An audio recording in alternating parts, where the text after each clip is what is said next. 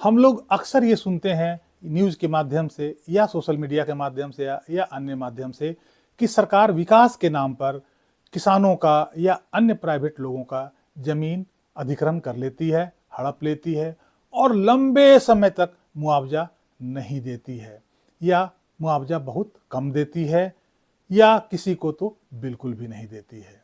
इसी मुद्दे पे ऑनरेबल सुप्रीम कोर्ट का एक बड़ा फैसला आया है। आज हम इस अंक में इसी संबंध में हम चर्चा करने जा रहे हैं। नमस्कार, इस अंक में आप सभी का बहुत बहुत स्वागत है।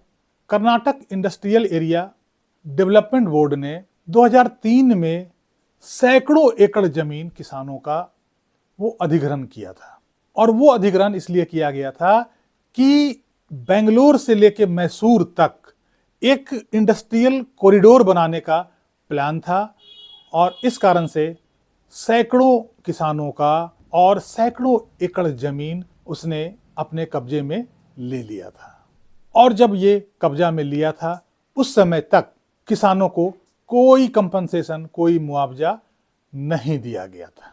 काफी साल बीत गए, काफी दिनों के बाद 2019 में उन जमीनों का कंपनसेशन अवार्ड किया गया, लेकिन जो कंपनसेशन अवार्ड किया गया वो 2003 का जो जमीन का रेट था उसके हिसाब से वो कंपनसेशन किसानों को अवार्ड किया गया। मतलब किसानों को जमीन का वो रेट मिला जो 2003 में जमीन का रेट हुआ करता था। जमीन का मुआवजा मिला 2019 में, लेकिन रेट मिला 2003 का। इस बात का चैलेंज ऑनरेबल सुप्रीम कोर्ट में किया गया और वहां एक पिटीशन लगाया गया जिसमें कहा गया कि जमीन का अधिग्रहण सरकार ने तो 2003 में ही कर लिया था और मुआवजा जो है वो 16 साल बाद 2019 में दिया जाने लगा, लेकिन उस मुआवजे में जमीन का 2019 का रेट नहीं दे करके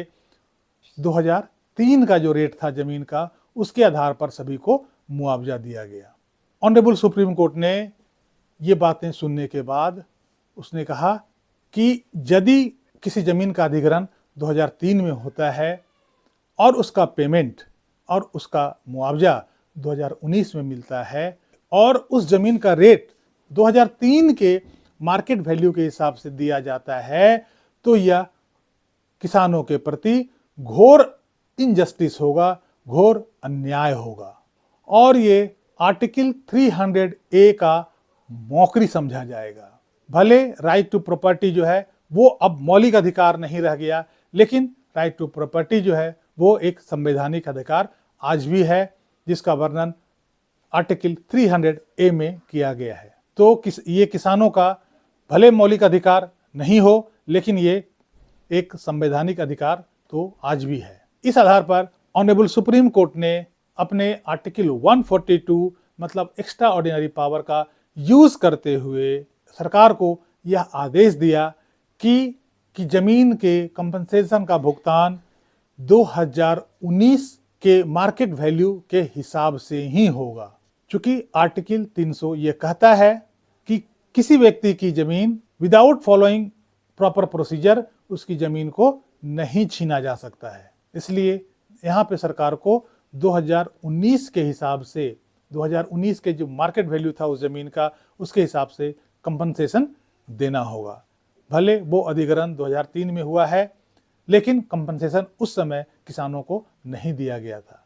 चूंकि कंपनसेशन 2019 में दिया जा रहा है, इसलिए 2019 के मार्केट वैल्यू के हिसाब से ही उसका पेमेंट दिया जाएगा। इस अंक में बस यहीं तक।